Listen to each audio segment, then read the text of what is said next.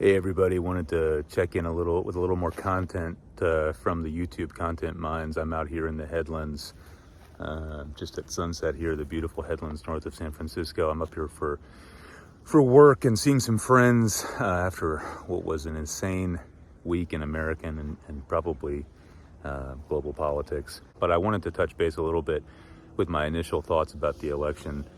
Obviously, there'll be a lot of lessons learned, a lot of postmortems, and there already have been a lot of think pieces. And, I will add to that modestly, such as I can. And I think with the caveat that, it's still early days. We don't have a lot of data that we're going to need to really make an assessment of what happened. I think that's really my first point is nobody knows, right? We just don't know yet what happened here. And anybody saying that they do is, really pushing an agenda. And I think that especially on the Democratic side, on the left and far left, center left, there's going to be people who have their subjective opinion about what should have been done, what the message should have been more left, should have been more centrist. I think those perspectives are all interesting, and we'll continue to kind of debate that as we go forward here.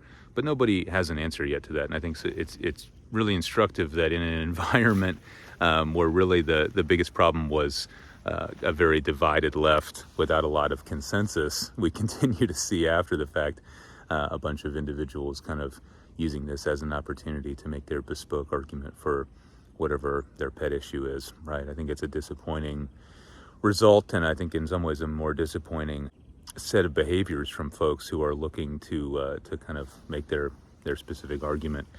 And really that's the biggest takeaway, right? Is we have a center left, a progressive movement that has deep cleavages, deep ideological cleavages, and really probably in a parliamentary system would be better represented by two parties instead of one. And that continues to be the story of modern progressivism in America. It's a movement that's driven by periodic and protracted upheaval and earthquakes around policy, obviously. In this election, that centered around a lot of foreign policy with the war in Gaza and things of that nature.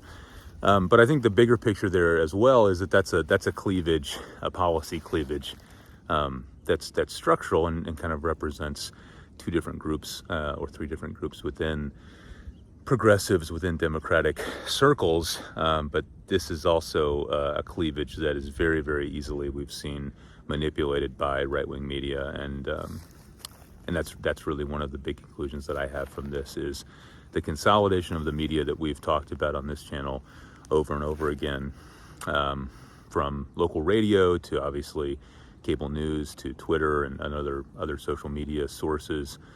We're really looking at an incredibly consolidated, even newspapers now, you're looking at the Washington Post and sort of what happened with Bezos and the refusal to endorse Harris.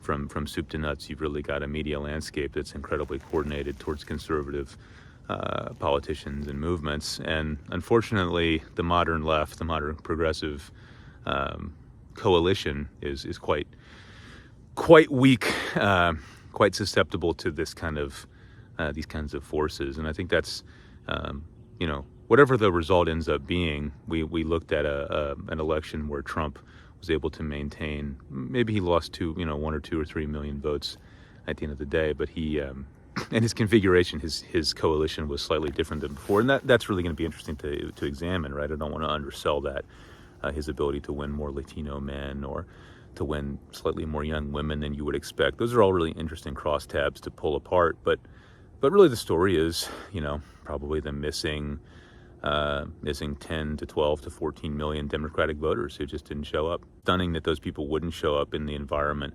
that we're looking at, but they didn't show up. And I guess at the end of the day, I kind of, looking at the Harris campaign and sticking with my assertion that more time wouldn't have helped her campaign, because more time would have just exposed her to that Republican media machine for longer. I'm left with the conclusion that looking at the messaging that she did do, it's really surprising, right? A lot of the issues on the economy or immigration, these are all issues that on the facts she wins on.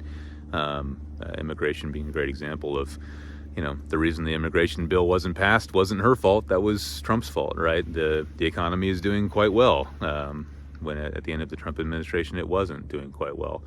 Her administration is probably, I don't think there's much argument. If you look at the legislation passed, the Biden-Harris administration was the most progressive and pro-worker administration since the 1930s. So I guess I have some disagreement there with the folks kind of saying this was a messaging problem. She should have hit on this or that more. I think she did.